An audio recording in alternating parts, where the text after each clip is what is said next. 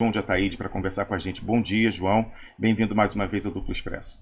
Olá, bom dia a todos. Como é que vão aí, pessoal? Como é que tá aí você? Vamos, tudo bem? Tudo ótimo, fora o Tudo bem, o calor, som tá né? legal aí? Ah, pois é, ainda tem o resto de calor, mas já diminuiu um pouco, né? Pelo menos aqui, né? Aqui nessa região mediterrânea da França, diminuiu um pouco o calor, quer dizer, antes estava aquela coisa tipo o Saara, né? E agora está um calor, quer dizer, de noite já está um pouco mais fresco, né? E olha, eu realmente aí passei um tempo, quer dizer, férias, mas também fazendo muito show, né? Aproveitando para fazer muito show, né? Férias por quê? Porque aqui na França, em boa parte da Europa, para tudo em julho e agosto, não é? Tudo que é ligado à escola, à universidade, mas não só isso, porque, de um modo geral, o francês tem 6 semanas de férias, hein? 6 semanas de férias. O normal do francês é ter 6 semanas de férias. Pode ter ainda um pouco mais, porque ele tem muitos, talvez metade das pessoas tenham 35 horas de trabalho, né, por semana, então eles acumulam 5 horas por semana. E aí tem alguns dias que eles vão ganhando, mais ou menos 1 ou 2 dias por mês, que eles vão juntando, então podem ter ainda mais, né? Mas 6 semanas é o normal na França, e é claro, isso foi depois de muitas greves, hein? Não foi à toa que isso chegou, não, a ter isso, né? Foi depois de muitas greves, não tinha nem férias remuneradas, tinha, acho que foi a partir da década de 30 que teve férias remuneradas, né? E alterou até a maneira que a ocupação do espaço na França, que as pessoas passaram a ter casas de praia ou casas em lugares agradáveis de campo, né? Você vê que os direitos trabalhistas alteram até a ocupação do espaço geográfico, né? Então eu estou fazendo isso para lembrar o pessoal aí que greve e organização sindical de trabalhadores faz conseguir muita coisa, né? Não é? Então, quer dizer, tem 6 semanas de férias e o pessoal ligado à escola e universidade tem mais, né? Embora o pessoal que é pesquisador sabe como é que é, né? Quem é pesquisador continua fazendo coisas, escrevendo, lendo, vindo como é que é, a conferência, mesmo nas férias.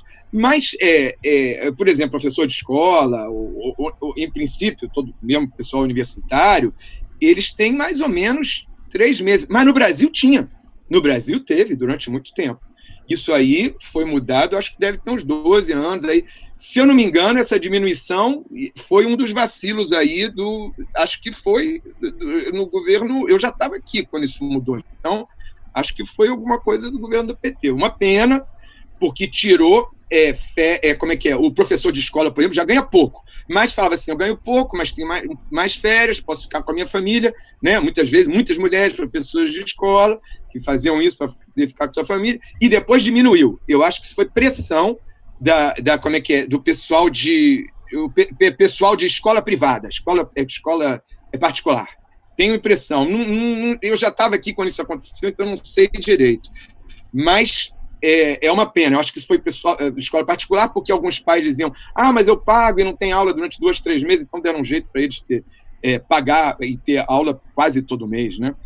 Mas então isso aí, a questão das férias é um direito, né? Foi conquistado duramente, né? Se você deixar os grandes capitalistas, eles não querem dar muitas férias para as pessoas. O ideal para o trabalhador. É por isso que os Estados Unidos eles têm o quê? 1 semana de férias, né? Depois de muito tempo eles chegam a ter 2, né? E às vezes a férias não é remunerada, é um negócio horrível. O canadense tira onda, né, do americano, dizendo que ele é feliz porque ele tem 2 semanas de férias já no início de um contrato de trabalho, né? 2 semanas de férias, vê só. E aqui e na Alemanha são em torno de 6 semanas, né? E no Brasil era um mês, né? Era um mês, quer dizer, um troço razoável, né? E pelo jeito aí já nem sei, né? É tanto desastre nesse aspecto aí, que isso é só para fazer uma introdução aí geral. Olha, então isso para dizer, né, que o pessoal aqui faz tudo isso, muito calor aqui, as pessoas não são, as coisas não são preparadas para o calor, né? Não são preparadas para o calor, né? Na região mediterrânea, o sol bate fortíssimo. Eu lido muito com o pessoal do norte da África, né? Tunísia, Argélia, eles dizem que é a mesma coisa, o sol de lá e o sol daqui. Um pouquinho mais forte lá, ele diz os 2, 3 graus mais calor lá, variações da mesma coisa, né? O sol bate violento. A Suíça, embora esteja meio no alto, 400 metros, 500 metros, a média aí, né? Ela não está muito para o norte, não. ela está mais para o centro-sul da Europa. Não é economicamente centro-sul da Europa, economicamente ele é norte da Europa, mas o sol que bate ali é do centro-sul da Europa. Né? Se você falar com um cara de Oslo, por exemplo, ele acha que na Suíça tem bastante sol, né? Não é à toa que, às vezes, o pessoal do norte da Alemanha vai passar férias na Suíça, naqueles campings, né? Porque eles acham que ali tem muito mais sol na Suíça, né? Aí, é esse calor que pinta aí pro Romulus, né? Que não é fácil, testa, né? aqui, ó, toda suada, cara. Pois é. Olha, eu estou aqui, pessoal, misturando alguns assuntos mais leves com assuntos, né, mais depois vai com assuntos, né, mais sérios, né, que faz parte, né, para a gente ter essa sexta-feira aí, que faz a gente pensar e também, né, viajar de certa maneira, né. Inclusive, eu estou com tempo hoje aí, né, depois, se você precisar de companhia para ficar aí mais tarde, né, porque às vezes é ruim para você quando fica sozinho, né, no ar, né, que às vezes também, hoje eu estou à disposição. Aí você vê, dependendo do que serve aí para você, né. Olha, o que eu gostaria de falar é a questão do... outra coisa. Claro que eu fiquei com saudade de vocês aí, é óbvio que eu fiquei com saudade de vocês. Agora, é engraçado que eu até avisei, olha, vou tirar férias, né? Aí, de vez em quando, tudo bem, durante as primeiras semanas, tudo bem. Depois começa todo mundo falando assim, você saiu, cadê você, Dudu Costela? Você saiu. O pessoal fala, que é isso, pessoal? Eu estou de férias. E uma coisa, o brasileiro, ele é muito ligado no smartphone, né? Então, ele tem negócio muito de grupo, de WhatsApp, né? Tem muitas pessoas assim, né? Inclusive, professores, por exemplo, brasileiros, têm grupo de WhatsApp com os alunos. Professores brasileiros têm grupo de WhatsApp com aluno, né? Isto não existe aqui na França. Imagina. Não existe, mas como é que você vai ter o telefone do professor? Você só tem quando você é um pesquisador, quer dizer, que você está no final do mestrado ou no doutorado. Aí você tem, mas você não abusa, não. É uma coisa muito assim, muito pontual para resolver uma coisa, numa situação, entendeu? Mais ou menos. Né? Então, as pessoas, o brasileiro é muito ligado no smartphone dele, e aqui você tem uma coisa de que você, quando tira férias, as pessoas respeitam. Quer dizer, você tem direito a estar ali mais recuado nas suas coisas, se dedicando ao seu, da sua família, ou só está em outro astral, outra esfera, né? Então, é muito interessante, né? Quando essa diferença, né? A pessoa só comunica com o outro quando está nas férias, quando é uma coisa muito séria ou realmente muito urgente. Se não, deixa a pessoa descansar, faz parte, né? Quem não quer que a gente não descanse nunca é esse sistema meio que quer robotizar a gente, né? O neo, que é mais ligado à coisa americana, esse estilo, né, que o cara mal tem direito a ter férias, né? Então, inclusive, na Itália não é a mesma coisa, hein? A Itália mudou muito, e eles estão indo mais para esse lado americano, embora não seja como o Brasil, mas eles são muito ligados, eles se sentem menos a diferença, quando teve a crise para eles, é que eles passaram a toda hora pensando que podem perder o emprego, então eles ficam respondendo os e-mails imediatamente, entendeu? Enquanto aqui na França, não. Você recebe e-mail na sexta-feira, você só deve responder ele, por exemplo, na segunda-feira. Isso é o normal. Isso é normal. A não ser que o mundo esteja caindo, mas de um modo normal. Mas isso é o que deve ser. A gente deve ter repouso, tempos, né? Esse tempo que agora no domingo não pode mais ter no Brasil, né? Esse tipo de tempo ainda existe.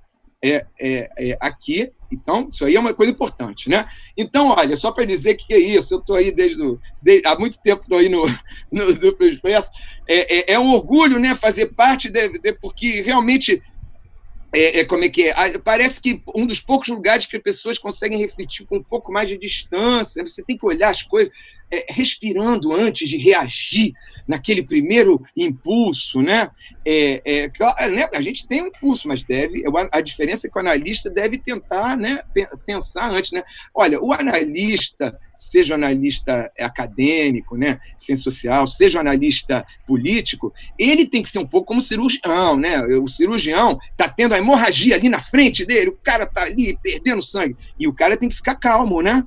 Ele não pode falar, meu Deus, ele está sangrando. Não. Se alguém ali do corpo médico, seja enfermeiro, fica assim, é afastado, né? Porque não pode, aquilo atrapalha, né? Então, você, para resolver aquela hemorragia, ver o que faz, você tem que respirar fundo, né? Então, não é porque você é frio, é porque é uma certa distância necessária para você poder analisar e reagir melhor, mais eficazmente. Com certeza, João, eu concordo totalmente com você, e aí eu vou pedir para você entrar numa polêmica. Aliás, só teve polêmica, né, nesse período, mas enfim. Vamos pegar aquela que eu concordo com a análise do Rubem Gonzalez, foi um divisor de águas para a esquerda se repensar e se posicionar, se questionar diante da sua pretensão, qual a ideia dela diante do desafio atual do Brasil e como dialogar com o povo brasileiro. Você que é do Rio de Janeiro, entende, conviveu, como eu convivi, com a questão da violência urbana ali, inclusive com armamentos de guerra sendo usado corriqueiramente em quase todos os bairros do Rio de Janeiro, sejam eles nobres, sejam eles do subúrbio, sejam eles pobres, sejam eles na periferia, seja na cidade do próprio Rio de Janeiro, enfim, no Grande Rio, a gente conhece bem isso. Você é uma pessoa de humanas, você é um humanista, você é um antropólogo, então ninguém pode acusar você, até pelas posições que você vem externando aqui, de ser um fascista, ser alguém datenizado, etc, etc. Você acha que naquele episódio de todo lamentável da execução daquela pessoa que estava ali, tinha tomado ônibus de refém, amarrado as pessoas, vamos pegar a narrativa oficial, amarrado pessoas com gasolina no chão e que ia voltar ao ônibus, estava ali, se expôs para um tiro, para um abate, e ia voltar para dentro do ônibus, ainda tinha ali alguma coisa dentro do bolso que não se sabia, não estava desarmado, usava uma arma que era um simulacro de arma igual à real, só depois do abate que se veio a saber que era uma arma não real, e sim um simulacro. Algumas pessoas falam arma de brinquedo, mas é bom fazer essa distinção. Uma de brinquedo é aquela, né, que atira bolinha de sabão, enfim, etc, etc. Uma que é igualzinha, aquelas de gás, aquilo ali é um simulacro e você só sabe quando pega a arma. Então, tudo isso aí. Ele ia voltar para o ônibus e foi abatido não com um tiro para tentar, né, machucar sua perna, alguma coisa assim, mas um tiro, né, de abate. E aqui a gente teve uma divisão muito grande nas opiniões do Duplo Expresso, mas até um militante dos direitos humanos e do direito penal mínimo, como o Fernando Nogueira Martins Júnior, falou, não, ali realmente era o protocolo, era o que deveria ser feito. Qual é a sua opinião sobre essa questão que, mais uma vez, você falava aí, por que eu lembrei disso? Você falava dessa questão de reagir por reflexo, e a gente viu muitas pessoas na esquerda reagindo por reflexo, e esse reflexo sendo amplamente capitalizado pela direita. Qual é a sua opinião com relação a esse episódio, João? Ô, Rômulo, eu vim aqui preparado para falar do telecate Macron-Bolsonaro. Para chegar lá. Pois é, mas olha só, realmente, primeiro, toda essa situação é muito triste, hein? Então, mesmo avaliando uma coisa e outra, defendendo tal e tal posição, temos que saber que tudo isso é muito triste, cara. Tudo muito, muito triste, muito sério, entendeu? Agora, é claro que o governador não tem que exaltar uma coisa assim, uma coisa. Claro, cara, é todo midiático, né? O máximo que o cara tem é felicitar, felicitar de uma maneira muito séria e consternada. Às vezes estou esquecendo algumas palavras em português. A maneira a maneira como se conduziu, tal e tal, e os agentes da segurança pública, né? Quer dizer, o festejo em cima disso, não tem nenhuma dúvida que é uma mediatização, um horror. E de uma maneira circunspecta, no mínimo, né? E aí, não, ele foi totalmente, enfim. Agora, de um modo geral, uma pessoa que pega um monte de reféns, de modo geral, e isso eu acho que em praticamente todos os países do mundo a polícia tende a atirar. Vamos pensar em Cuba, né? Se alguém fizesse isso, como é que ia ser, né? Aqui mesmo, na França, alguns desses chamados, né? Vou falar, os chamados terroristas, né? Quando a polícia ou o exército podiam mirar eles, acertaram, né? Alguns foram mortos, não teve alguma coisa assim? Agora, aí aquela questão, será que deve atirar para matar? Será que deve atirar só para ferir, né? Aqui eles dizem, eles atiram para matar porque eles têm medo que o cara tenha um explosivo que vai explodir. Mas isso no Brasil nunca aconteceu, né? O cara tem um troço carregado de explosivo explodir. Então, no Brasil, você poderia atirar para ferir, né? Atirar para ferir, se vê se o cara faz um certo movimento, atira para matar. Agora, não é muito a minha área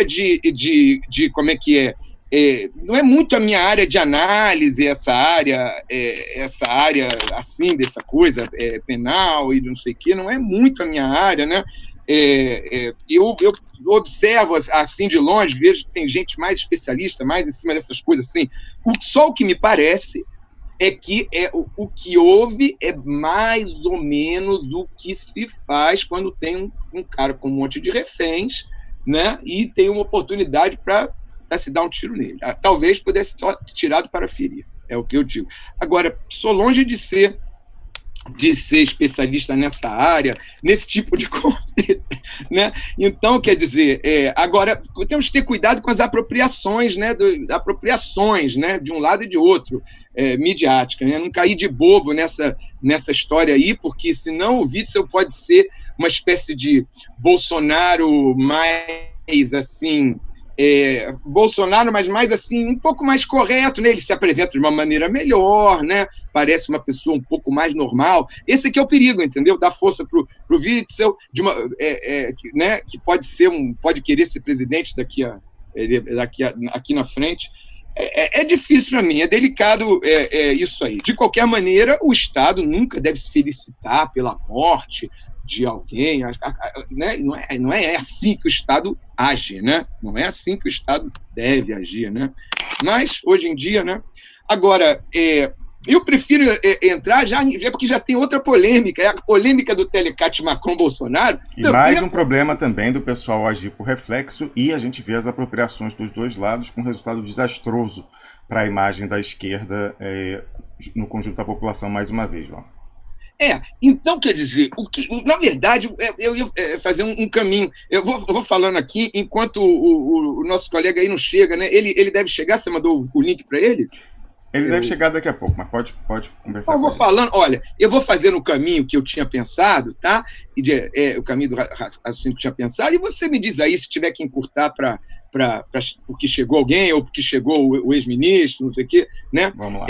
Olha só, a questão que a gente tem primeiro, a gente tem que ter consciência de que os dois, Macron, Bolsonaro, e o terceiro ator por fora ali, que é o Trump, né? São todos mestres da mídia. Os caras são os mestres da manipulação midiática, cada um no seu estilo, né? O Bolsonaro no estilo sub-Trump, né? Nesse sub-Trump aí, um ogro, né? Sub-Trump, né? O Trump, que é um estilo daquele garoto, um garoto rico, e como é que é? Rico, arrogante e babaca, né? É o estilo que o Trump faz, né? Já o Bolsonaro, esse ogro, não sei o quê, cada um joga para sua plateia, né? Joga para sua plateia. Então, são os três atores. Quer dizer, nesse Telecat é a briga falsa, né? Briga midiática, né? Telecat, Macron, Bolsonaro. O Telecat não é só Macron-Bolsonaro, é Macron-Bolsonaro-Trump, né?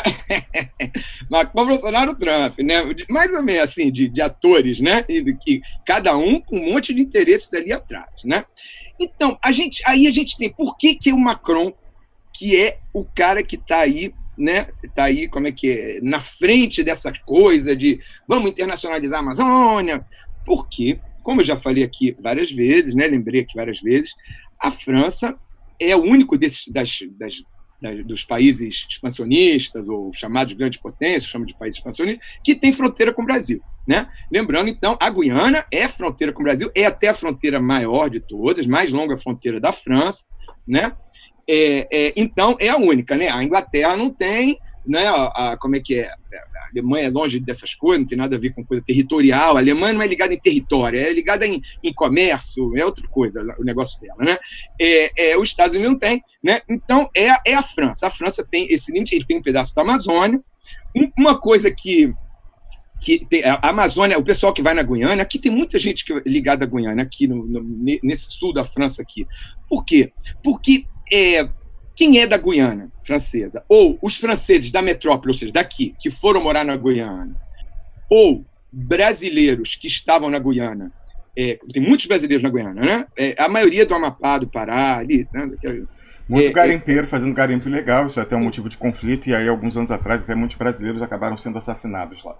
Olha, mas tem de tudo. Tem esses garimpeiros, tem gente trabalhando, fazendo comércio normal lá na Cayenne, entendeu?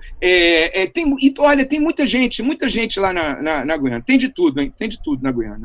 Né? Agora, todas essas pessoas, ou seja, pessoal da Guiana, pessoas, como é que é? Franceses que foram morar na Guiana, ou brasileiros do norte, a maioria, né? E que moram um tempo na Guiana.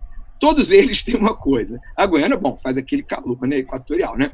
Depois, quando eles vêm aqui para a metrópole, né, para a França, né, metropolitana, eles não aguentam frio, né? Eles não aguentam frio. Então eles falam assim: qual é o lugar mais quente que tem na França? Ah, eu vou para lá, né? Depois de alguns anos morando em Paris, Brest, que é para o norte, é Lille, né? É Lyon, todos esses lugares, eles não aguentam de frio. Várias pessoas dessas aí e falam: eu vou para o lugar mais quente da França, que é o Mediterrâneo francês, que é aqui onde eu estou, né? Principais cidades: Marselha, Nice e Montpellier, tá? São as principais cidades do Mediterrâneo francês, né? Tem Toulon também, tem várias outras aí, né? Cannes também.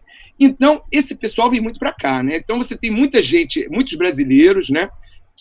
Brasileiros que foram para a Guiana e depois foram morar no resto da França, depois vêm para cá, eles também te trazem informações, porque eles buscam, eles não aguentam frio, buscam o lugar mais quente da França, né? A cidade mais quente da França é Nice, né? Nice é 1 ou 2 graus mais quente do que aqui, né? A Córcega é mais quente, mas ninguém vai morar na Córcega. Desde quando o estrangeiro vai morar na Córcega? Porque a Córcega pertence à França, mas eles são muito particulares. Lá não é assim. O estrangeiro se sente... O francês mesmo da metrópole se sente um estrangeiro na Córcega, né? E os caras lá eles são meio durões, né? Agora, bom, então o pessoal vem para cá, né? E traz muita informação, né? Das coisas que vão acontecendo lá, né? Tem gente que acha que a Guiana Francesa é o melhor lugar. Aí tanto faz, franceses ou brasileiros dizem a mesma coisa. Franceses fãs da Guiana Francesa dizem: a Guiana Francesa é o melhor lugar da França, porque ela tem o melhor da França e o melhor do Brasil, né? Tempo bom, diz que tem bares, tem música brasileira, tem um ambiente assim, né? Relaxado. Tem gente que diz que é o melhor, hein? Melhor da França, né? É o trabalho, dinheiro, direitos sociais, não sei o quê, uma certa organização, sobretudo na capital. Saiu da capital, diz que aí já não tem muita organização, não. Agora, outros dizem que a Guiana Francesa é o inferno, é o pior da França com o pior do Brasil. Ela começou lá com uma colônia penal, né? Tem até obras literárias escritas sobre isso. E a gente tem que lembrar que na última campanha eleitoral francesa, a de 2017, um pouco antes, eles fizeram lá um caianaço, né? Não tem caracaço e tal. Fizeram um caianaço, ocuparam tudo, porque os territórios ultramarinos da França, não tem mais esse nome, agora eles chamam coletividades, né? Então, agora é um nome bonito, mas na verdade continuam sendo cidadãos de segunda categoria, né? A taxa de desemprego na Guiana Francesa é altíssima, é 1/4 da população no desemprego. Quase todo mundo vivendo de auxílios do governo, a infraestrutura péssima, inclusive com insegurança, violência alta, e a única coisa na Guiana Francesa com qual a França realmente se importa até aqui é a base para o lançamento dos foguetes Ariane, que levam os satélites aí da União Europeia, de uma forma geral, dos países europeus, para a órbita terrestre. Também tem a questão ali do potencial da floresta e até havia uma polêmica muito grande, você sabe disso, João, que tinha um projeto de mineração lá, de um lugar que tem muito ouro, que ia ser extremamente predatório, um consórcio de várias empresas estrangeiras, e o Macron era extremamente favorável. Mas acabou, pelo que eu entendi, João, depois que aquele Nicolau Hulot, que eu já expliquei aqui pro pessoal, que é uma figura muito mediatizada, muito midiática, que apresentava documentários sobre natureza e tal, já foi à Amazônia e tal, e ao longo dos anos. Então, você pensa, né, pessoa que se importa com a ecologia na França, você pensa nessa pessoa. E o Emmanuel Macron conseguiu convencer ele a ser o seu ministro da ecologia, ele foi por muito tempo, mas pediu demissão quando o Emmanuel Macron mostrou que ele só queria a parte midiática, né? A parte real, quando ele falou: eu quero interditar aqui na França o pesticida... Não, pesticida não, que ele mata as plantas para poder... Roundup. Então, é o glifosato. O glifosato Roundup é o nome comercial da Monsanto, que ele limpa o solo, né? Mata... tira as ervas, a erva daninha, esse tipo de coisa, para você poder depois plantar o pasto, né? Poder botar a cultura. Não, porque normalmente você deixa uma cobertura vegetal, de capim, quer que seja, e quando você quer plantar a sua verdadeira cultura, você joga o glifosato, o capim, a cobertura vegetal natural, morre todinha, seca, e aí você pode colocar. E já foi comprovado que isso é cancerígeno. E aí havia um lobby pesado dos agricultores franceses para que não houvesse alteração.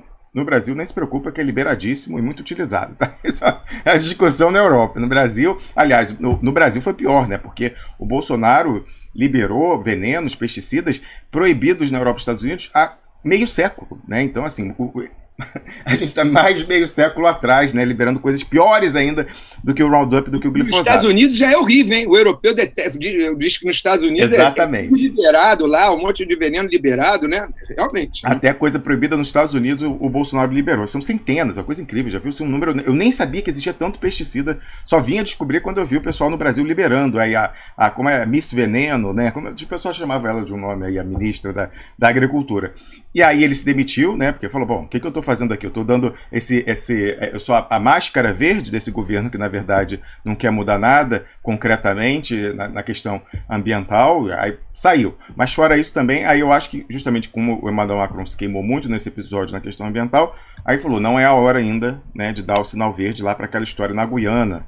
Imagina se ele tivesse liberado esse projeto na Guiana, João, e aí ele viesse agora, ele não poderia fazer essa de ser o senhor Amazônia, o senhor vamos preservar o pulmão do mundo, não sei o que tal. Então é muito, a gente sabe que tem muito de aproveitamento político, né, nessa questão, você mesmo falou do oportunismo, e de falsidade nesse discurso. E a gente viu como na última eleição para o Parlamento Europeu, o verdismo foi uma força majoritária junto com a extrema-direita, foram os dois únicos grupos que cresceram. Então ele falou, bom, eu estou aqui carcando o trabalhador francês, acabando com os direitos, privatizando, acabando com o status de funcionário público de diversas pessoas que antes tinham, arrochando o Estado de uma maneira terrível, né, os gastos do Estado, os gastos sociais, então pelo menos eu vou fazer um bonito aí com a juventude, com o pessoal tal, e né, tentar estancar a sangria da minha perda de popularidade. É por aí, João? Exatamente, exatamente. Pois é, porque olha, a grande ameaça pro Emmanuel Macron foram os coletes amarelos, né? Foram ou são, né? Os coletes amarelos, né? Então isso aí estava realmente preocupando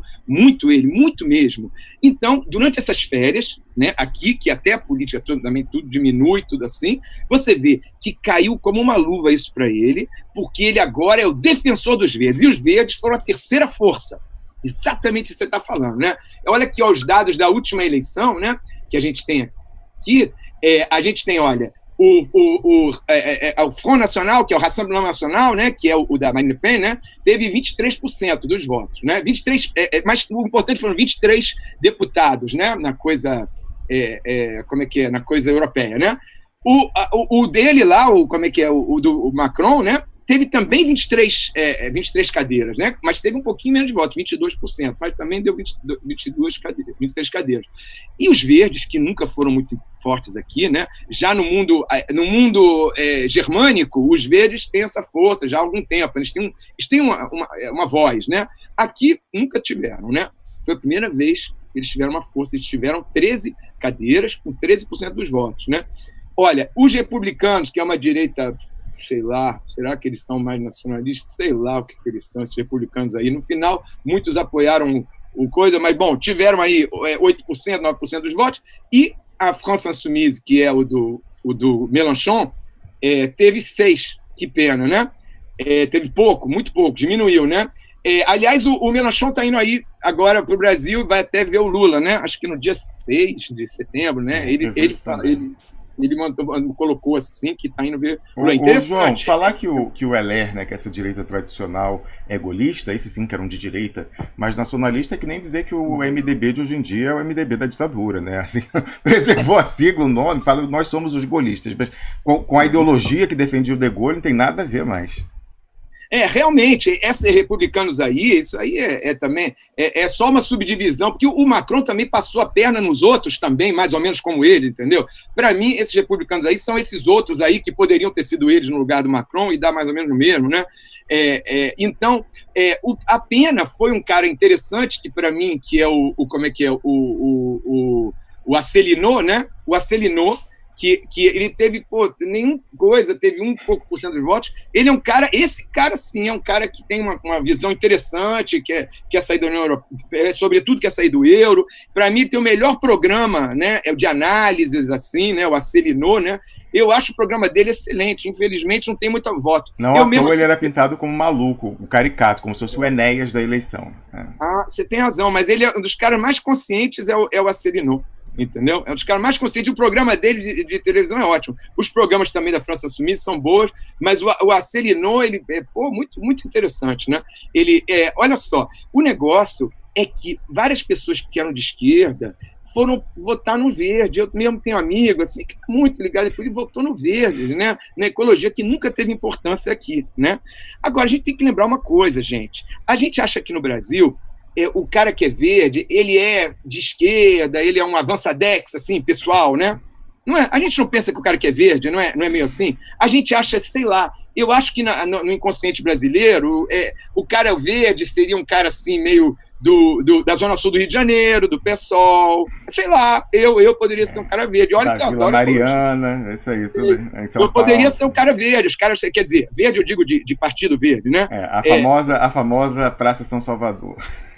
Pois é, a gente tem essa ideia que é assim, né? Só que no mundo germânico, que inclui a Suíça, não é assim exatamente. Tem um pedaço das pessoas que são assim, dos verdes são assim, mas você pode ser conservador e verde ao mesmo tempo, entendeu? Não é que você é um ogro. Aqui na Suíça chegou a um ponto, João, que eles teve um racha no Partido Verde, eu acho até mais legal. E esse pessoal para Frentex, assim, né, libertário em costumes, e verde, que se diz nominalmente à esquerda, mas para quem a luta de classe é uma coisa antiga, né, agora a gente pensa em outra coisa, ficou num partido, e a ecologia ultraliberal assumida é um outro partido. Então tem dois partidos verdes aqui, um com essa coisa pós-moderna, não sei o que tal, e o outro não, somos ultraliberais, contracionistas, a favor do decrescimento da economia, e verdes, inclusive, pela nossa preocupação malthusiana com tal. É isso aí, exatamente. Olha, então, quer dizer, você tem essa coisa, olha, o sudeste da Alemanha, que eu até estive lá, frequento, né, na região de Baden-Württemberg, uma das regiões mais desenvolvidas, né? Ótimo, lá você não tem cidades grandes, né? Você tem cidades médias ou pequenas e com um pouco de indústria em cada uma delas, né? Em vez de ter uma área que não tem nada e outra área que tem tudo, né? Eles, por exemplo, eles são verdes, eles são, assim, conservadores, assim, liberais na questão como é que é, pessoal, um pouco, mas ao mesmo tempo são super ligados em família. Eles conservadores querem conservar a natureza, conservar o status quo que está lá. Bom, eu entendo, é uma região agradável, mas eles não são exatamente de esquerda. Ao mesmo tempo, eles não gostam de nada de ditadura, eles também não são exatamente neoliberais. Quer dizer, mas só para mostrar que você tem outras possibilidades de você ser verde hoje, sem ser um cara assim, meio hippie, neo-hippie, né? Que a gente tem isso aí na cabeça. Então, eu acho que essa tendência germânica, né, de você ser verde sem ser exatamente de esquerda, né?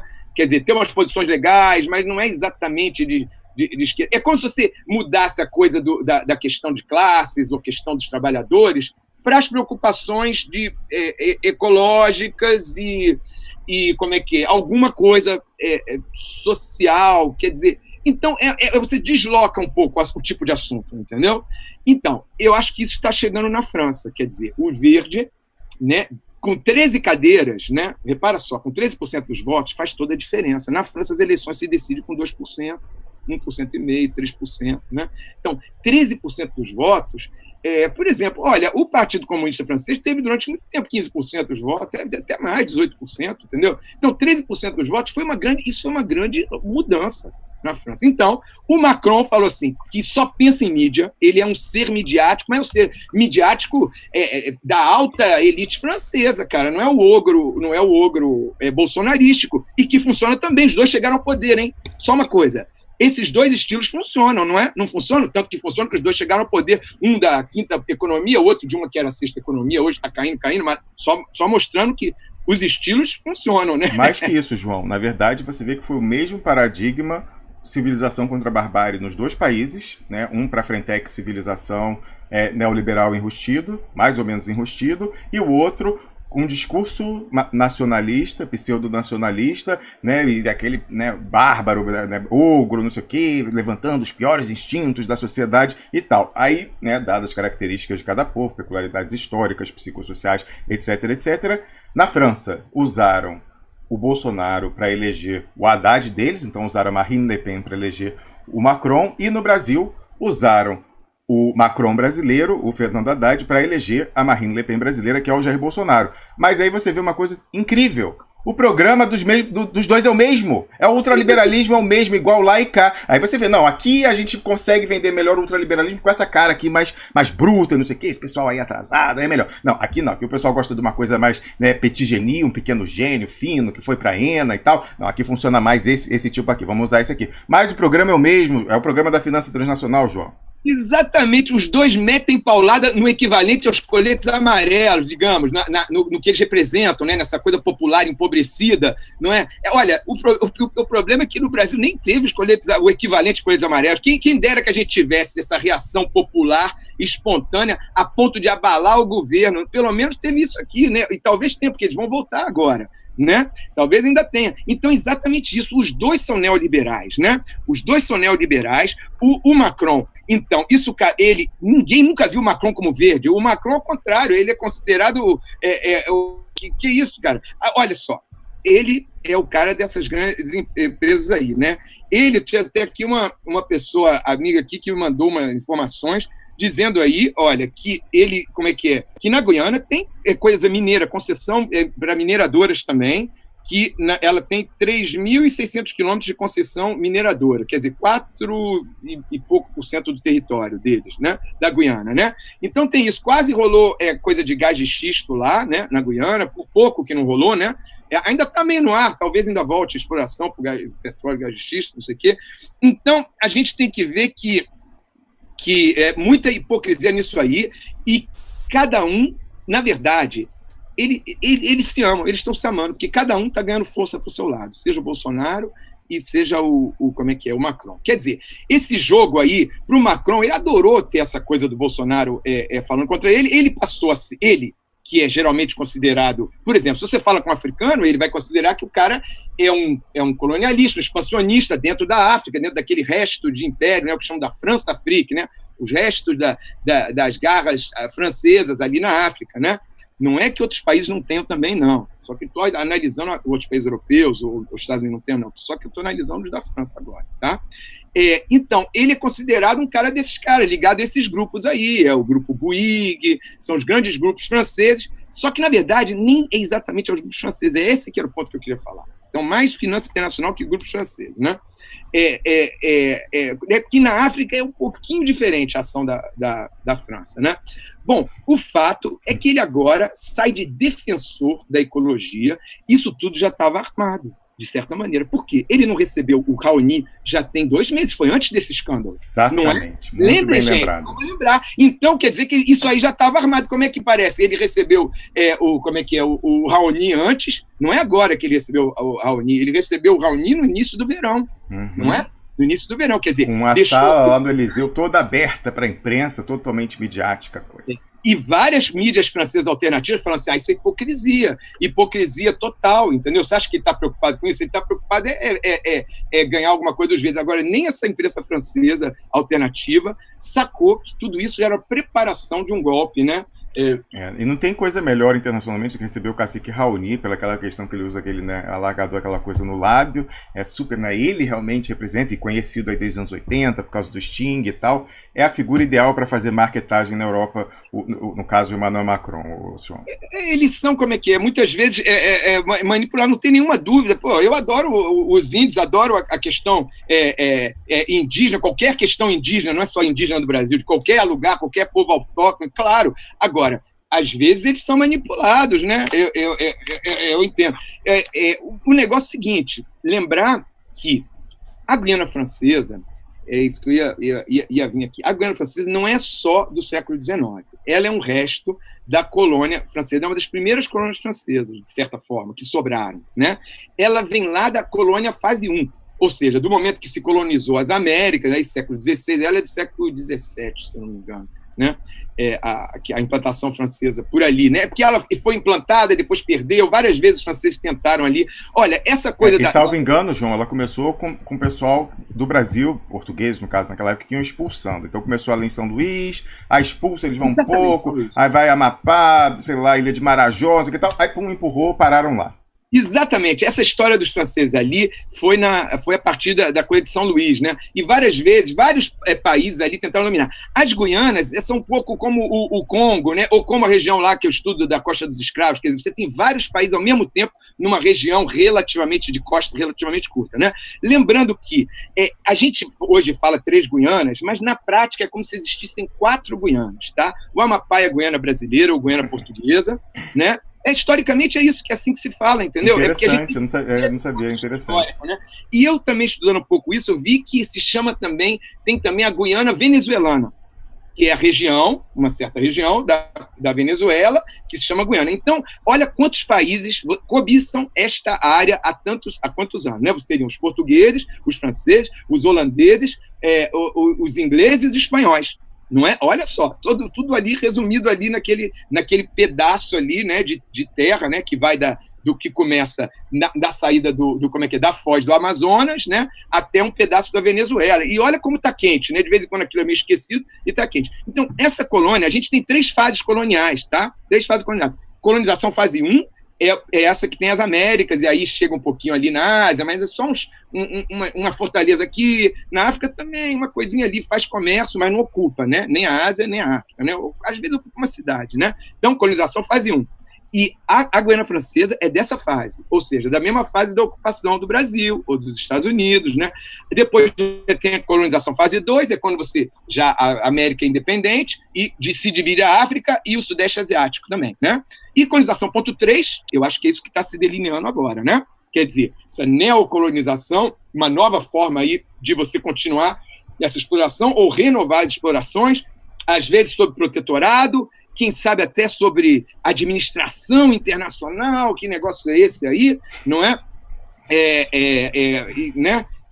Depois vou dar até a minha sugestão, mas deixa para mais tarde, para dar qual é a sugestão, né? A sugestão que tem para a gente ver como é que a gente pode fazer com essa história aí. Ó. E depois eu tenho que contar qual é a questão, só para a questão, tem uma questão do Macron, que eu tenho que explicar um pouquinho aí, que é outra coisa, não é sobre isso aí não, é sobre uma coisa econômica. Agora, eu estou vendo o Cláudio aí. Vamos só dar um alô pro Cláudio aí? O Cláudio aí há muito tempo, né? É isso aí, Cláudio. Abre seu microfone aí. Bom dia, Cláudio Pacheco. Bem-vindo mais uma vez ao Duplo Expresso. Ele que é um ativista e analista político. É isso aí. Bom dia, Rômulo. Bom dia, João de Ataíde. Meu microfone tá alto aqui ou tá bom? Tá ótimo. Razoável? Tá bom? Saudade de você, João de Ataíde. Pô, é sempre uma aula divertida, esse teu jeito aí alegre, realmente faz muita falta ao programa. Eu mesmo fiquei preocupado, falei assim, pô, cadê o João de Ataíde? Aí o Romulo falou, pô, ele tá de férias. Eu falei, então é merecidas férias, né, João de Ataíde? Pois é, ó, salve para todos aí. Afro, em sua homenagem aqui, ó, Ileaê, aqui com a símbolo da prosperidade e da riqueza lá daquela região da África, né? Que são os búzios, né? Búzios, Maravilhosa arte, linda a camisa, gostei. E aí o grande grupo de afro-baiano aí, né? Que um ritmo fantástico, né? Que eles têm, né? E até a gente está precisando. Interessante, né? Então pronto, vim com essa camisa aí. Obrigado, meu querido. É isso aí. Um salve, seja bem-vindo novamente. Você faz muita falta no programa. Eu sou teu fã, me amarro em ouvir você, cara. Gosto muito. Muito bom. Legal mesmo, Cláudio. Olha só, o que a gente tem sobre como é que é a questão do Macron é que a gente tem que lembrar o seguinte. Bom, a França, depois da Segunda Guerra Mundial, que ficou naquela situação, né, que está entre os vencedores, mas na verdade não foi ele que venceu, né? Quer dizer, quem venceu mesmo a Segunda Guerra Mundial foi a União Soviética, né? Depois, os Estados Unidos, terceiro a Inglaterra, quer dizer, que venceu, mas não levou direito, né? Porque venceu perdendo a hegemonia, ela era o maior império colonial, né? Então, saiu como vencedora, mas na verdade perdeu a hegemonia do mundo, dentro do mundo ocidental, digamos, né? Mais que isso, João, porque ali, quando você tem 44 Bretton Woods e você negocia o GATT, né? E as outras começa, não, quer dizer, o GATT ele sai depois era a Carta de Havana, gente, agora eu confundi tudo, mas você começa a fazer as instituições de Bretton Woods, não, a Carta de Havana era que ia fazer a Organização Internacional e aí os americanos vetaram, mas eu acho que o GATT já sai ali em Bretton Woods também, acho que sim, enfim, não lembro agora, depois eu checo aqui para passar a informação correta, mas a questão é a seguinte, eles saem dali com os americanos já falando, acabou esse negócio de império colonial, porque você tem aí esse pacto colonial com eles, eu quero que meus produtos entrem diretamente. Então, vamos fazer aqui um cronograma, né? Vamos fazer uma coisa não muito abrupta, mas independência é para a galera na África e na Ásia, porque a gente quer entupir eles com as nossas mercadorias. É verdade, tem isso aí. Então, quer dizer, a partir dali, os Estados Unidos se coloca realmente como principal ator, né? Foi o segundo vencedor, né? E a França é aquele, né? Venceu a Segunda Guerra, quer dizer, venceu. A França perdeu a guerra, mas, na verdade, ela conseguiu estar do lado dos vencedores, por pouco, hein? Por coisa como é que é? Do De Gaulle, né? Se não fosse o De Gaulle ali, aquilo não rolava, não, né? Conseguiu, foi uma manobra que todo mundo aqui na França sabe que é isso que deu a independência francesa. E o De Gaulle falou: vamos fazer a nossa defesa, a gente pode até se colocar mais ou menos junto com os aliados, né? Porque se você pensar bem, aliados mesmo, é Estados Unidos e Inglaterra, tá? Principais. A França, ela é como se fosse aliado dos aliados, sem ser o cerne dos aliados, né? A França, nessa época aí, né? Então, ela colocou, como é que é? E ele tentou caracterizar a política francesa, ele fez isso, e depois continuou mais ou menos, né? Assim, olha, a gente é contra a União Soviética, a gente não quer os comunistas, mas a gente fica na nossa, com os nossos restos de império, influência de império colonial, mas a gente vai fazer nossa arma nuclear, né? Que é o que garante a nossa força, né? O nosso poder de independência. A questão é que isso, foi mais ou menos, né, nisso aí, claro que depois foi diminuindo na década de 90, não sei o quê, só que todo mundo é de acordo que o Macron é o presidente francês que é mais alinhado aos Estados Unidos. Aí vocês estão vendo qual é o telequete, né? Quer dizer, todo mundo está de acordo que o Macron, ele, assim, agora várias pessoas utilizando um termo muito forte, que o Macron, a França se vassalizou com o Macron, já estava se vassalizando, agora se vassalizou aos Estados Unidos, né? Que ela ainda tinha essa independência, essa força, e inclusive muitas pessoas acham que o projeto da União Europeia era justamente para contrabalançar a força americana, né? Né? Para poder contrabalançar também, e na verdade isso não tá acontecendo, né? O que eu peguei foram 2 entrevistas de 2 pessoas, como é que é? Só uma coisinha, eu vi aquele como é que é? Caixa Investigação que o Ramos falou. Do greenwashing, né? Da fraude de marketagem verde fajuta de empresa predatória. WWF, mas não tem só WWF, não, é todo sobre greenwashing, né? Tem vários ali, né? Tem vários, né? Inclusive o sistema financeiro, até o central, né? O WWF aparece porque ele dá o selo ao pessoal do sistema financeiro, né? Então, olha, realmente é muito bom.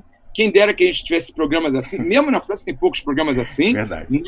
Olha, quem entende um pouco de francês pode colocar, tem legendas em francês. Isso ajuda, né? Porque tem gente que entende um pouco de francês e lendo consegue entender, né? O programa é muito bom, muito ágil, hein? Muito ágil, realmente, né? Então, continuando vendo essas coisas, então, aconselho ali, né? Continuando vendo essas coisas, eu vi 2 entrevistas separadas, hein? Num blog alternativo desses aí, uma espécie de... como se fosse o Duplo Expresso, mas como o Duplo Expresso não tem, porque não dialoga. Eles só fazem entrevistas, entendeu? Entrevistas meio secas, meio sérias, mas com gente importante dando tempo. Como o Duplo Expresso, quer dizer, não fazendo como a televisão, que corta em 20 minutos, não. Dá tempo, e se não der tempo agora, volta e continua a falar. Não é? Então, entrevistas longas, 1h30, 2, né, que o pessoal pode ir fundo. Talvez para mesmo quem entenda um pouco de francês, pode achar meio chato, porque às vezes eles não explicam direito, mas tudo bem, pelo menos eu e outra pessoa aí veem isso aí, dá um resumo para vocês do que pode ser interessante. Aí eu vi 2 pessoas ali que explicam uma coisa. Olha, um é o Arnaud Montebourg, ele foi ministro da Economia e do digital também, ministro da Economia do Hollande, primeira fase do Hollande. Tudo isso é porque, você se lembra que, sabe por que eu cheguei aqui no Duplo Expresso? Porque eu batia papo assim, sem conhecer, com o Rômulo, sobre a questão que ele sempre falou, lá no início, 1 ano e meio atrás, que, olha, como é que é? Querem fazer no PT como fizeram no PS francês, né? Assim, resumindo, quer dizer, o Haddad seria, quer ou gostaria de ser, né, o Macron, né, o cara que entra na esquerda, num partido de esquerda grande, que está no poder, para tirar a força dela, dividir até que vai diminuindo. É mais ou menos isso, né? O início, né? A gente batendo papo sobre isso aí, né? E olha como está voltando isso. Está voltando esse assunto, porque olha, a coisa está chegando, porque o Macron, a questão do Macron está chegando aqui, né? Então, aqui no Brasil. Então, esse cara, ele era, então, socialista, só que ele era um socialista, é como se fosse o pessoal do PT que fosse mais nacionalista, o pessoal do PT que tivesse mais umas ideias, mais para frente mesmo, né? Que é como se fosse equivalente disso, né? E que depois ou sai ou fica na sombra, né? Ou perde a força, ou sai mesmo, né? Do partido. Ele mesmo falou isso, o Arnaud Montebourg. Ele falou assim: olha, quando a gente não concorda com as coisas, começa a ver um monte de coisa e não concorda com as coisas, ou a gente fica calado, ou a gente sai. Então, quando venderam a grande parte da Alstom, olha só, Alstom, eu vou explicar, grande empresa francesa, né? Fundamental, estratégica, eu saí. Então, veja só como isso tem a ver com o Brasil. Então, a gente acha que só tem uma espécie de nacionalismo francês querendo ocupar o Brasil. Não é isso. Porque, justamente, várias pessoas estão aqui dizendo que o nacionalismo, mesmo na França, está acabando. O nacionalismo, entendeu? Esses caras dizem que o Arnaud Montebourg e o outro cara que foi um dos diretores da Alstom, né? Que depois eu posso pôr os links, né? O Frédéric Pierucci, né? Foi um dos chefes da Alstom, né?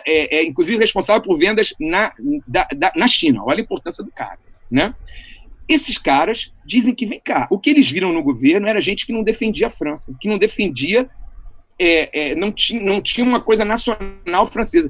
Essas figuras não são figuras alternativas. Um é administrador de empresas, os dois são administradores de empresas, cara, gente que ganha muita grana, gente, não é gente assim, não é gente alternativa, meio verde, tem nada a ver com isso não, cara, não tem nada a ver com isso não. É gente muito dentro de sistema produtivo das grandes empresas multinacionais, né, internacionais, né, e os dois em entrevistas separadas dizendo a mesma coisa, indignados com a venda da Alstom. Olha, parece com a venda das coisas do Brasil, parece com a venda da Petrobras, parece. O que eles estão falando é que você tem que quem comprou a Alstom, ela é uma empresa que começou até na Alsácia, né? Que produz trens, e tudo, você sabe que trem na França é uma coisa importante, tem até o trem mais rápido do mundo aqui, o TGV, né? Mas depois ela foi para a parte de produção de energia. Ou seja, ela produz até geradores da coisa atômica. Olha a importância. E na França, praticamente toda energia é produzida atômica, né? Então, geradores, ela tem distribuição de eletricidade, é um troço importantíssimo, né? É considerada uma empresa estratégica de base da França. Pois é, ela foi, ela foi vendida, 2/3 dela foram... depois ela tem um acordo com os Estados Unidos, com a General Electric, nos Estados Unidos, tá? E ela, por exemplo, agora vai construir uma coisa que custa 2 bilhões de euros. É a conexão TGV, trem mais rápido, esse trem bala, né? Entre Boston e Washington. Você sabe o que é isso aí? É coisa caríssima, é super tecnologia, né? Então, olha só, mas ele está na questão de produção de energia. E durante o governo Hollande, né, que é o falso socialista, né, quer dizer, começou mais ou menos, foi piorando. Opa, parece alguém aí que eu conheço, parece um país aí que eu conheço. Começou direitinho e foi piorando. Pois é, 2/3 dessa empresa, ou seja, a parte dela de produção de energia, foi vendida para para a General Electric, né? Só que vários desses caras, ministros, como esse ministro e outros grandes, falaram assim, a gente não pode vender uma coisa que é estratégica para a França, não se pode vender. Nos Estados Unidos tem uma comissão que o presidente, parece que é o presidente da comissão, que avalia todas as vendas estratégicas, né? De empresas estratégicas. E diz até se você pode vender só uma parte dela, quem tem que ser o presidente, né? Esses caras que contaram isso, acho que eu que sabia isso, eu fui ver entrevista com eles e isso, assim, na França tinha que ter isso, para defender também. Só que ele disse, eu não estou vendo isso na Europa, eu estou vendo na Europa vender as coisas para os americanos. Agora, sabe o que é interessante? Esse cara, o Frédéric Pierucci, ficou preso, ficou preso nos Estados Unidos, em prisão de segurança máxima. Opa, está aparecendo alguma coisa que a gente conhece? ficou 1 ano, depois teve que voltar, ficou mais de 6 meses, sei lá, acabou ficando 1 ano e meio. Ele, cara, daqueles super empresários, hein? Sabe por quê? Depois ele descobriu por quê. Na verdade, ele começou a ficar preso antes, né? Posso depois entrar mais em detalhes, se tiver mais tempo no final, só mandar pergunta, né? Quando ele estava no meio da prisão de segurança máxima, aquele negócio americano, prisão privada, hein? Olha só, hein? Ele descobriu que estavam vendendo a Alstom. E, na verdade, ele só conseguiu sair de lá quando venderam essa parte da Alstom. Ele ficou indignado, ele disse que o pessoal do consulado francês não fez o que devia fazer para defender. Ou seja, aí no final da entrevista, ele fala assim, isto não é só aqui na França, nem é só com a Alstom. Isso os Estados Unidos está fazendo, é uma diretriz dos Estados Unidos, acho que começou mais ou menos em 95, foi aumentando, né? Ele tem lá a data que ele mostra. O 2006, eu estou esquecendo a data. E foi feita a mesma coisa no Brasil com a Embraer. Juro que ele fala isso no final da entrevista dele. Ele não entra em detalhes. Mas é isso que é interessante, mostrar como as coisas que estão acontecendo no Brasil, elas são parte de uma rede de coisas que estão acontecendo no mundo, entendeu? Não nos iludamos, é esse o verbo, não vamos nos iludir, entendeu? Ou seja, ele está falando que esse lawfare americano, que ele falou assim, a primeira coisa que eles fazem é acusar essas empresas. Ele contou 30 empresas europeias que pagaram, ou estrangeiras, que pagaram mais de 100 milhões de dólares de multa para os Estados Unidos, né? E o que é um absurdo que ele fala, é a lei americana invadindo, chegando nos outros países, né? E ele falou assim, então eles pegam isso, eles ameaçam fisicamente quem não quer vender, como ele, né, ou quem é contra, quem quer, né, e colocam multa nessas empresas. Aí essas empresas ficam, perdem força, e aí eles compram da maneira que eles queriam, né? E ele cita que a mesma coisa aconteceu na Embraer. E ele fala, mostrando que, achando um absurdo que não está se reagindo, isso na Europa, né? Diz que agora tem uma lei que também o cara quer também ser julgado também na França, mas diz que agora que já se vendeu bastante coisa, né? Mas que é o mínimo que se tem que fazer é isso, né? Que o cara da França também tem que ser julgado pela França, não só julgado pelos Estados Unidos. Ele falou de um absurdo, olha só, ele contou uma coisa, parece até o Brasil, olha só. Ele falou que um cara desses também, como ele, um grande diretor da Alstom, principal, foi chamado para depor no Congresso francês, numa coisa aí, para ver se houve falcatrua aí na venda da Alstom, né? Aí, sabe que o cara falou? Olha, eu fiz um acordo com o coisa americano lá, a justiça americana, e eu não posso entrar em detalhes. Aí os caras falaram assim, os deputados, mas como é que você não pode entrar em detalhes? Não tem nada superior a gente.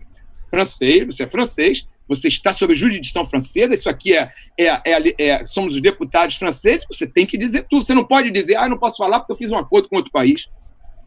Pois é, mas ele não falou e ficou por isso mesmo. Tudo por isso mesmo. E ele acha tudo isso um absurdo, entendeu? Ele mesmo diz que hoje não consegue mais ter empregos nas grandes empresas, sabe? Esses caras são das grandes empresas, né? Ele mesmo dizia que no último, até pouco tempo atrás, antes dessa história, ele estava com um pedaço da Alstom, ele controlava um pedaço da Alstom, que o dinheiro, anual era 1 bilhão e 200 milhões de euros. Então, olha o tipo de dinheiro, dimensão de dinheiro que a gente está falando. Tá? Dessas grandes negociações. Por isso que quando o cara quer dar 20 milhões para a Amazônia, gente, vamos tomar esses números assim, baixos, isso só impressiona as pessoas que não estão vendo quais são os números dos negócios, entendeu? Não é? Tudo isso é para mostrar que tudo parte de uma grande ofensiva dos Estados Unidos, de que só eles são os nacionalistas. Esses caras falaram assim, os Estados Unidos é super nacionalista, defende os interesses dele como ninguém, entendeu? E não quer que os outros defendam seus interesses, né? nem seus próprios aliados, né? Ou seja, mesma coisa no Brasil, que está ocorrendo, né? Ou seja, se houver essa administração internacional, que parece que a França vai estar... A França está ali de pau mandado porque é o único que tem fronteira, né? Agora, o problema para o Macron é que as queimadas são no sul da região amazônica, né? Como se fosse Mato Grosso, sul do Pará. e nas queimadas não são na região do Amapá, que tem fronteira com ele, né? Senão ele podia dizer, eu vou colocar tropa, vou colocar a legião estrangeira francesa para colocar, mas isso ele não pode, né? Porque isso aí não é, as queimadas são na região sul, né? Não são na região norte, né? É verdade. Ô, João, olha só, o ministro Arthur Rebelo vai chegar daqui a 5 minutos, não surgiu da gente ouvir um pouquinho o Cláudio antes disso. Cláudio, o que você está achando dessa confusão? E você tem uma convergência com a gente também de achar que é uma grande simulação esse enfrentamento entre o Macron e o Bolsonaro, em que os dois ganham dividendos políticos? Com certeza, eu estou ouvindo aqui, me amarrando em ouvir aqui que o João já está falando, e eu até achei aqui uma convergência, uma coisa engraçada, com um trecho do programa do Rubem Gonzalez de ontem que eu estava ouvindo, eu achei sensacional. Ele até usa, é sempre polêmico, né, o Rubão, né? Ele usou um título assim interessante, mostrando que, na verdade, o nazismo que ganhou a Segunda Guerra. Aí ele explica isso, aí você olha o texto e fala, que coisa maluca é essa, né? Mas o que ele fala é o seguinte, ele fala, o que é o G7? O G7, na verdade, é um conluio entre os perdedores e os vencedores da Segunda Guerra, que dominam de forma praticamente apátrida o cenário mundial. E ele coloca isso, ele fala assim, olha, o que nós temos assim como vencedores? Olha só, eles pegaram o fascismo de Mussolini na Itália, eles pegaram o nazismo da Alemanha, apesar de descartarem o Hitler, eles pegaram a força bruta dos americanos com a capacidade de usar uma bomba nuclear para meter o pé na porta e dizer que é a polícia do mundo, e a Inglaterra e a França, o colonialismo. Então, isso, na verdade, é um conluio que acaba dominando o mundo. Aí eu volto, mais uma vez, a falar da frase que melhor define isso de uma forma muito... uma síntese fantástica que ele fez, semelhante até aquela da Adriana de Oliveira, o Rômulo, do meu vilão favorito, que é o Raymond Reddington, da série Blacklist, que ele diz assim, que no mundo, quem manda no mundo são as grandes corporações e os criminosos, o resto é tudo fantoche. E assim fica difícil a gente não acreditar nisso. Eu estou ouvindo o João de Ataíde falando aí sobre esses pseudo-nacionalistas franceses, que na verdade entregam tudo de bandeja, não só para os americanos, mas também para a gente alinhada com grandes corporações. E essa questão da Amazônia, a gente acabou vendo isso também, né, Rômulo? Eu não sei se você se lembra, no último programa eu até falei aqui, eu falei assim, cara, essas ONGs na Amazônia, isso tudo é uma farsa. Você até brincou ainda comigo, falou assim, não, Cláudio, a gente não pode assim generalizar. E depois eu vi que você até chegou no ar aí e falou assim, cara, eu não tinha noção que o negócio era tão bravo. Eu falei assim, cara, é muito bravo. Então, assim, a gente vê, eu pego um trecho também do que eu ouvi o Felipe Quintas falando, que a gente nota o seguinte, não dá para a gente acreditar que existe filantropia. Então, quando a gente olha essas ONGs dos países estrangeiros se infiltrando dentro da Amazônia para defender os pobres dos índios, para defender o pulmão do mundo, que você já deixou muito claro aí várias vezes que isso é uma lenda, que isso é um mito, isso é uma mentira. Um mito não, isso é uma mentira. Sabe quem aderiu à fake news de que a Amazônia é indispensável para o oxigênio do mundo, senão a gente vai morrer asfixiado? Bernie Sanders ontem foi pro Twitter e falou, olha só, a Amazônia é fundamental para o oxigênio do mundo. Eu falei, cara, não é possível assim. Esse pessoal não foi à escola, não é possível, Cláudio Baixinho. Não, mas é isso que fez com que nós, Rômulo, do nosso portal, nós até pedimos hoje para que se desvinculem a nossa imagem da esquerda.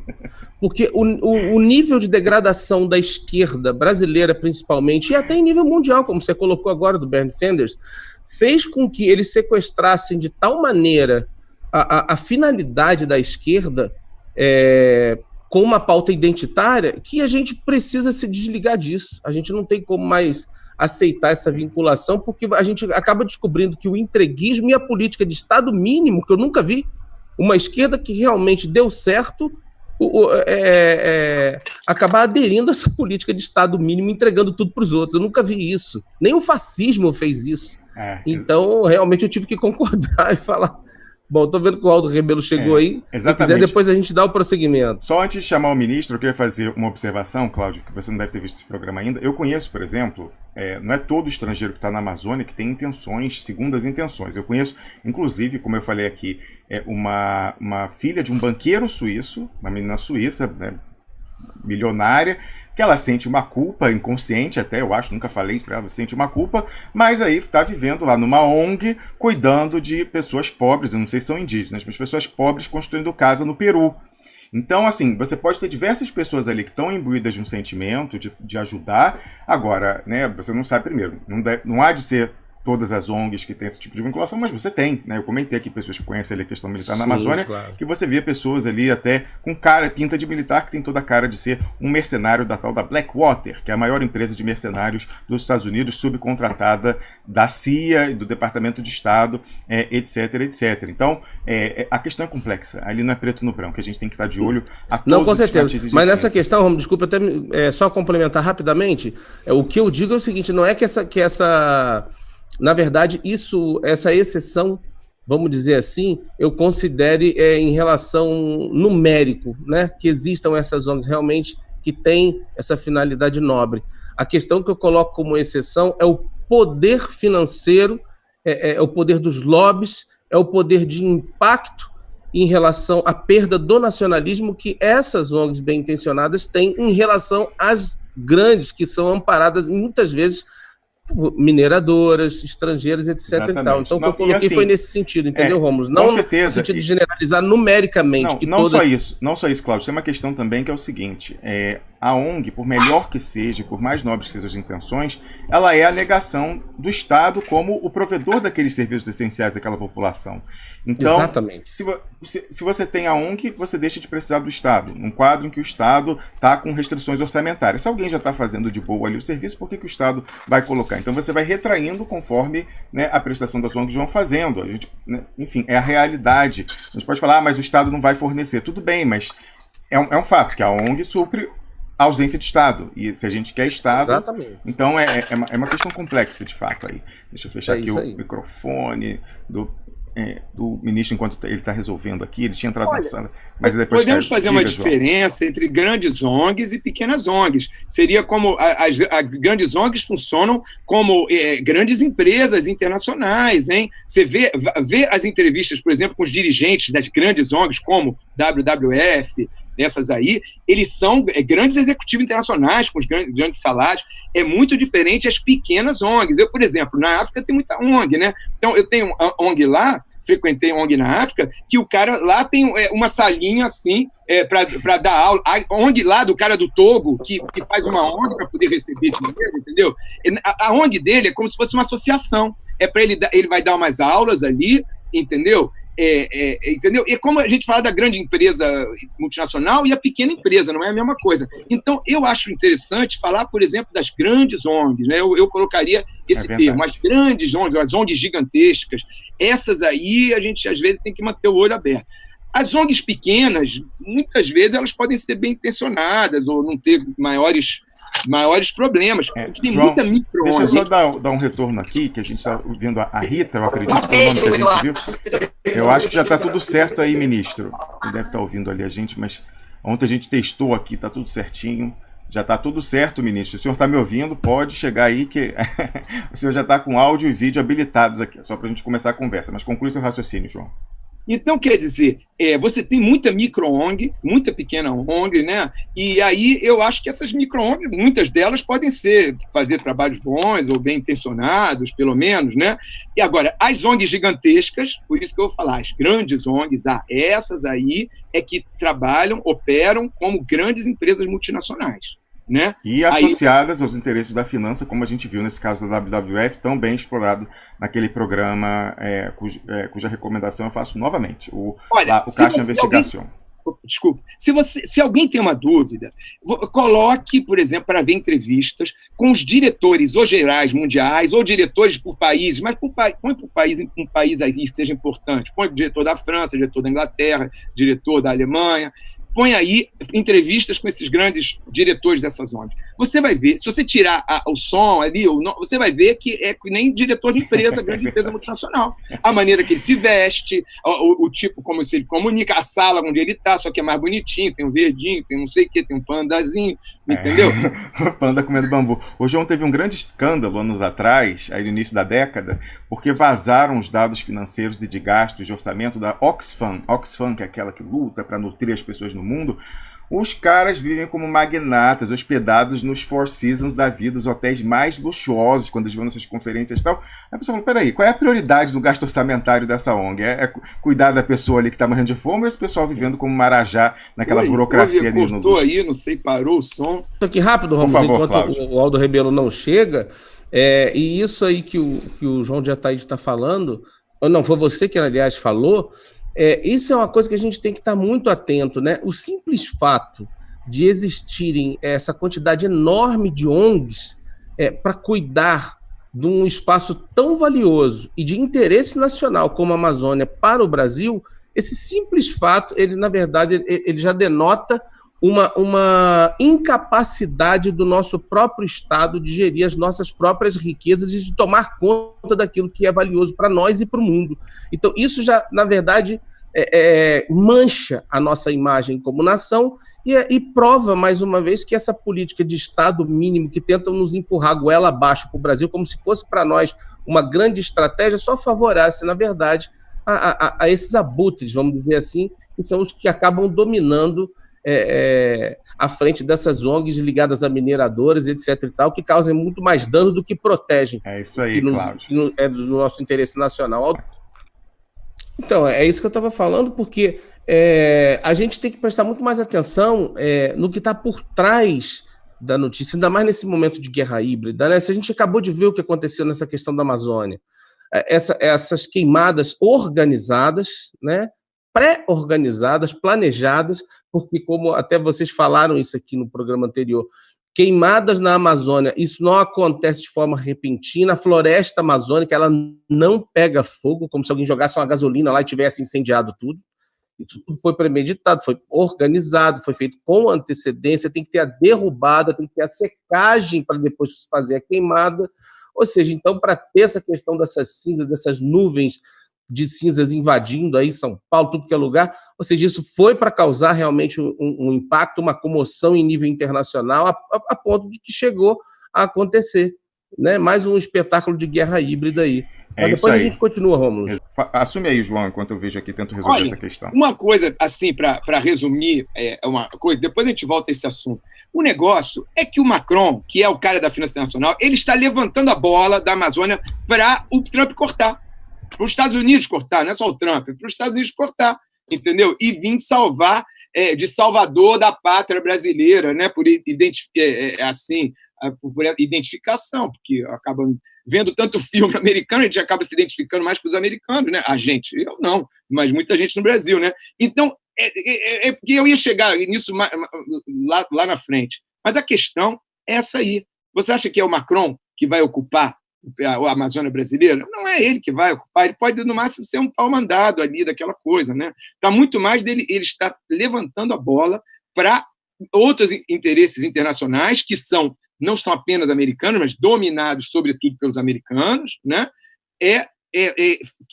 Colocar essas garras ali, tentar essa dominação como se fosse uma espécie de protetorado, zona sob protetorado, né? Olha, teve muito isso, Sociedade das Nações, como é que é? A ONU gosta muito de dizer assim, olha, isso aí é um protetor, é uma zona especial que vai ser administrada de certa maneira diferente, né?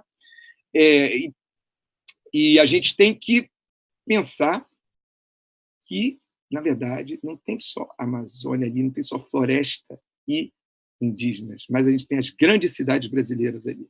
E esse é o ponto que eu quero voltar lá depois da entrevista com o Aldo Rebelo. As grandes cidades brasileiras. É isso aí. Bom, pois é. Isso aí está com essa conexão aí, não está fácil, né? Agora, bom, pelo menos a gente tinha aqui várias coisas para estender, né? Quer dizer, depois a gente desenvolve mais, mas a questão é que se a gente fosse basear só nos indígenas, se a gente deixar a discussão só no campo de floresta e indígenas, a gente pode perder, já está perdendo. Eu acho que o que a gente tem que incluir é a população urbana, né, ou ribeirinha, mas próxima, periurbana, urbana da Amazônia nessa coisa, né, nessa discussão. Ou seja, lembrar ao mundo, porque eles não gostam muito de lembrar disso não, que existem cidades, megalópolis ali dentro da Amazônia, com brasileiros vivendo, fazendo toda a sua coisa, que aquilo ali são séculos que os brasileiros estão ali, né? Aqui não é nem região que está em dúvida, em litígio, não é nada disso. Você acha que Manaus está em litígio? Não está em litígio, né? Peraí, né? Então, eu acho que esse é o ponto que ninguém está lembrando disso. Temos um problema que, sem querer, eu fechei o microfone do João. E para esse lado aí, ó, lembrar das populações urbanas como é que é? Da região amazônica. Pronto, agora o Aldo está... Olha, posso voltar aqui, última coisa. Olha, eu acho que a gente... se a gente for levar a discussão da Amazônia nessa questão, Macron, Bolsonaro, mas só para índios e floresta, a gente está ferrado. A gente tem que chamar, lembrar, não deixar... lembrar que tem grandes cidades ali, né, na Amazônia, não fazer como no inglês. Quando a gente está na Grã-Bretanha, eles acham que o Brasil é praticamente uma Amazônia só. Não é? Quando eu falo, olha, tem floresta na minha cidade, o Rio de Janeiro, né, que tem 11 milhões de habitantes. Aí eles acham que é Amazônia no Rio de Janeiro. A maioria das pessoas no mundo britânico, para eles, Brasil é só a Amazônia, né? Eu falo, não, é outra floresta que tem, não é a floresta amazônica. Você acha que a floresta amazônica chega em todo... Mas eles têm isso aí, tudo é criado, isso são imagens, fantasias criadas, né? Então, o que eu acho que a gente tem que ir isso eu não estou vendo o pessoal falar por aí, é incluir as grandes regiões metropolitanas. Acho que a gente, então, tem que lembrar que isso são zonas ocupadas por grandes cidades maiores. Eu moro na zona urbana de Marsella, que dá 1,5 milhão de pessoas. Tá? Olha, na região amazônica tem 2 cidades em torno de 3 milhões de habitantes, né? E outras aí de 300, 400, 500 mil. Né?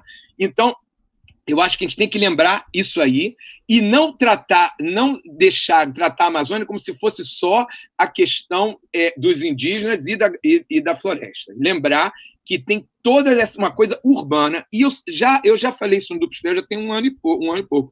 Eu acho que a gente deve trazer para falar aqui, talvez até para falar regularmente, mas pelo menos falar 1 ou 2 vezes, um pensador da região amazônica que seja dessas grandes cidades aí, sabe? Seja de Manaus, seja de Belém, ou seja lá do Acre, né? E que consiga refletir, falar da Amazônia, não apenas falando da região amazônica, não apenas falando da parte da floresta e dos rios, mas também incluindo as cidades, incluindo como ela é, na verdade, a Amazônia, que inclui a população brasileira urbana ou periurbana, não é? Eu tinha, na época, eu falei sobre isso aqui, quem acompanha o sucesso já tem 1 ano e pouco, talvez se lembre que eu falei, olha, eu acho que a gente não pode deixar que se veja a Amazônia só como uma periferia. Tem esses centros urbanos. Então, até na época, eu comentei isso 1 ano atrás, e até tinham me indicado uma pessoa lá, mas eu não conheço pessoalmente, né? Alguém que é um amigo de um amigo indicou Fábio Fonseca de Castro, tá? Que é professor na Universidade Federal do Pará. Agora, eu não sei os detalhes dele, né? Não sei os detalhes, nunca conheci pessoalmente, né? Dei uma olhada rápida assim, parece interessante, mas não sei, né? Então, eu acho que a gente deve ter pessoas assim que pensem a região amazônica. Atenção, não é só a floresta amazônica, é a região amazônica como um todo. Né? Porque tem lá, João, 15, eu dei o número errado aqui, eu confundi com a população da região sul. A região sul é quase 30 milhões, é 27 e pouco. Lá na Amazônia são quase, segundo a estimativa, 2009, então deve ser mais agora. Foi o número que eu achei. Em 2009 eram 16 milhões, então agora deve ser mais ainda, né? Enfim, vou fazer também. Eu acho que esse número aí que a gente deve se basear. Bom, entendeu? Eu olhei um aqui agora, a estimativa de 2019 é 18 milhões e meio, né? Então quase 20 milhões de brasileiros, 10% da população brasileira quase morando lá na região norte.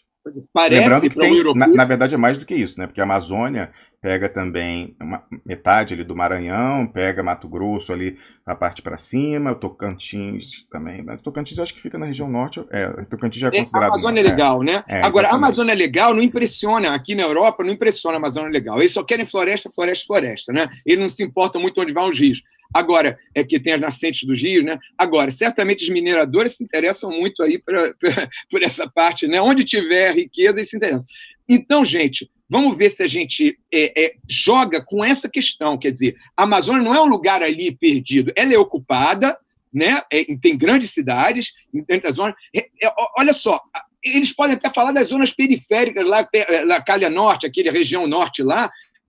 Aquilo ali risca aí do Brasil estar em perigo, porque tá na região de fronteira. Agora, o grosso da Amazônia está em torno do Rio Amazonas, ali, ou aquela região ali em torno, aquilo ali tem muita população, não é pouca, tem mais população do que a Escandinávia inteira em cima, ou pelo menos metade da Escandinávia aí, né? Então, eu acho que a gente tem que evocar isso, que não está sendo evocado por aí, e a gente precisa trazer pensadores dessas, seja de universidades ou pensadores que não sejam acadêmicos, que falem da Amazônia dentro da questão brasileira, a Amazônia urbana também, ou periurbana. Isso aí que eu acho que pode dar uma força para a gente e para lembrar para esses gringos aí que aquilo ali não é lugar, não é um território nem abandonado, nem vazio, nem em litígio, hein? Não é nem litígio, hein? A Amazônia. A gente falou aí do território de litígio, mas isso foi uma ponta lá do Roraima, né? Que a gente terminou roubado. É isso aí, exatamente. João. Para concluir, aí, encerrar o programa. Vamos lá. É um detalhe, porque a maioria da Amazônia não está em litígio, entendeu? Não tem litígio na maioria da Amazônia, no grosso dali da Amazônia. Então, não vamos deixar eles acharem que tem litígio, porque não tem litígio e tem muita gente e grandes cidades, tá? Vamos ver se a gente encontra alguém aí que possa falar da Amazônia desse ponto de vista, da Amazônia, da sua grande população, também urbana e periurbana.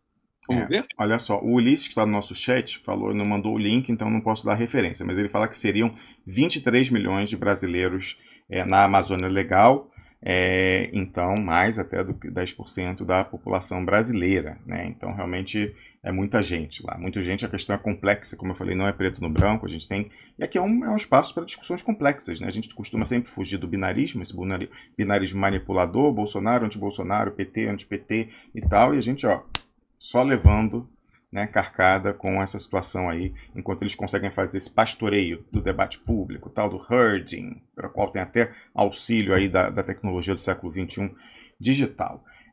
Deixa eu ver se chegou algum último superchat. Eu acredito que não. Eu acho que eu já posso partir para os agradecimentos. Eu quero agradecer os nossos comentaristas, né, o Cláudio Pacheco e o João de Ataíde, também o ex-ministro, ex-deputado Aldo Rebelo, já na expectativa da volta dele. Agradecer a vocês, personal que ficou com a gente até essa hora. Agradecer a toda a equipe de produção e moderação do chat e também agradecer a quem apoia o nosso trabalho, seja aí como membro do canal, seja como no Patreon, no Vaquinha, e que mais que tem? Nos superchats também aí, que o pessoal participou. E queria também, por último, dizer que, como eu já anunciei aqui, que a gente volta no domingo às 16 horas com o professor jurista Luiz Moreira.